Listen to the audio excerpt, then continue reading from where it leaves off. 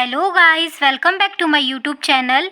आज मैं आप लोगों के लिए बीएससी सेकेंड ईयर केमिस्ट्री के फर्स्ट पेपर का एक महत्वपूर्ण प्रश्न लेकर आई हूँ, जो कि लगभग सभी वर्ष पूछे जाते हैं। तो चलिए देखते हैं प्रश्न क्या है। प्रश्न, द्वितीय संक्रमण श्रेणी में कितने तत्व हैं? इनके नाम एवं इलेक्ट्रॉनिक विन्यास लिखिए। जो द्वितीय संक्रमण श्रेणी में तत्व हैं उनके नाम और उनका इलेक्ट्रॉनिक विन्यास लिखना है।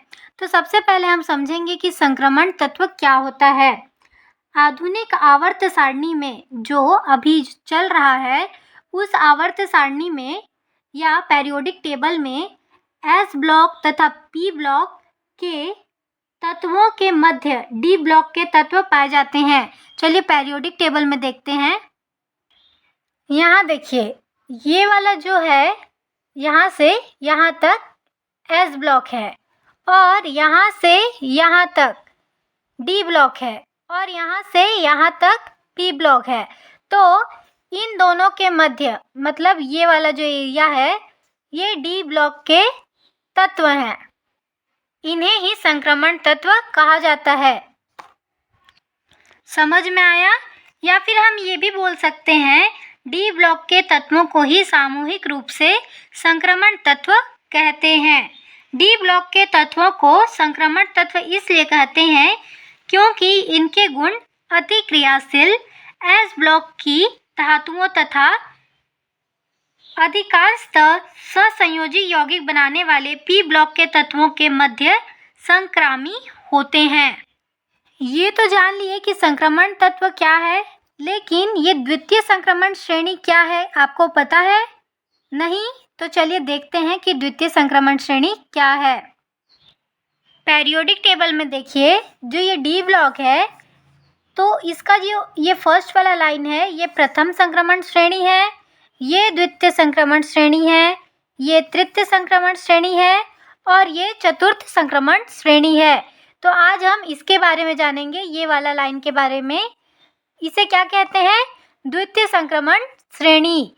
तो प्रश्न में पूछा गया है, द्वितीय संक्रमण श्रेणी में कितने तत्व हैं? इनके नाम एवं इलेक्ट्रॉनिक विन्यास लिखिए। तो चलिए पेरियोडिक टेबल में गिनते हैं कि कितने तत्व हैं। 1 2 3 4 5 6 7 8 9 10। द्वितीय संक्रमण श्रेणी में कितने तत्व हैं? 10। अब हमको इनका नाम और इनका इलेक्ट्रॉनिक विन्यास लिखना है। सबसे पहले हम उत्तर लिखेंगे, फिर लिखेंगे द्वितीय संक्रमण श्रेणी के तत्वों का इलेक्ट्रॉनिक विन्यास। द्वितीय संक्रमण श्रेणी में इट्रियम परमाणु क्रमांक 39 से कैडमियम परमाणु क्रमांक 48 तक 10 तत्व हैं। यहाँ पेरियोडिक टेबल में देखिए, 39 से 48 तक 10 तत्व हैं, तो उससे पहले हमें वहाँ लिखना है। फिर आगे देखते हैं। इस श्रेणी को 4D श्रेणी भी कहते हैं। इसका कारण इन तत्वों के परमाणुओं के अंतिम इलेक्ट्रॉन का 4D उपकोष में होना है। जो इनका अंतिम इलेक्ट्रॉन है वो 4D उपकोष में खत्म होता है, इसलिए इसे 4D श्रेणी भी कहते हैं।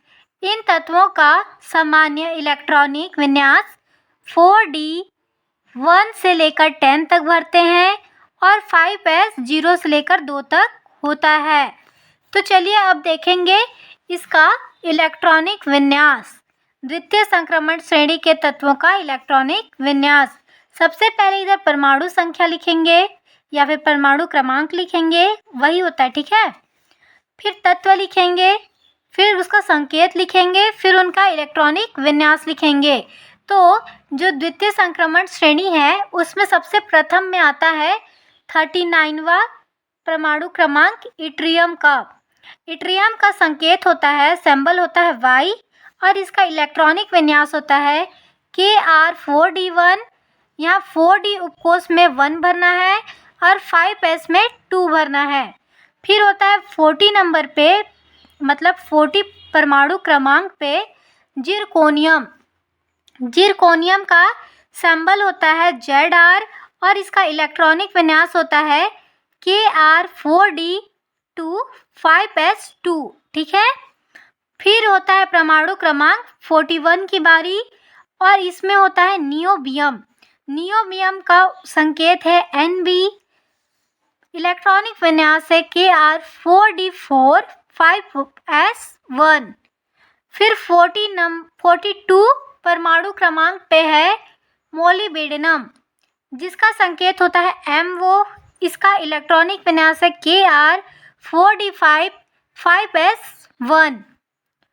43 परमाणु क्रमांक पे है टेक्नीशियम, जिसका संकेत होता है Tc, और इसका इलेक्ट्रॉनिक विन्यास होता है Kr4d5 5s2। फिर 44 परमाणु क्रमांक पे है रुथेनियम। रुथेनियम का संकेत होता है Ru, और इसका इलेक्ट्रॉनिक विन्यास होता है Kr4d7 5s1। फिर 45 परमाणु क्रमांक पे है रोडियम। रोडियम का संकेत होता है Rh, और इसका इलेक्ट्रॉनिक विन्यास होता है Kr4d8 5s1। फिर आता है 46 परमाणु क्रमांक पे पैलेडियम। पैलेडियम का संकेत होता है Pd, और इसका इलेक्ट्रॉनिक विन्यास होता है Kr4d10 5s0। फिर आता है 47 नंबर पे सिल्वर। सिल्वर का संकेत होता है Ag, और इसका इलेक्ट्रॉनिक विन्यास होता है Kr4d10 5s1। 48 परमाणु क्रमांक पे है कैडमियम। इसका संकेत होता है Cd, और इलेक्ट्रॉनिक विन्यास होता है Kr4d10 5s2। हमारा टॉपिक यहीं ख़त्म हुआ। अगर आपको हमारे चैनल से हेल्प मिलती हो तो प्लीज़ हमारे चैनल को सब्सक्राइब करें और कमेंट करके बताएं कि आपको अगली वीडियो किस टॉपिक पर चाहिए। Thank you.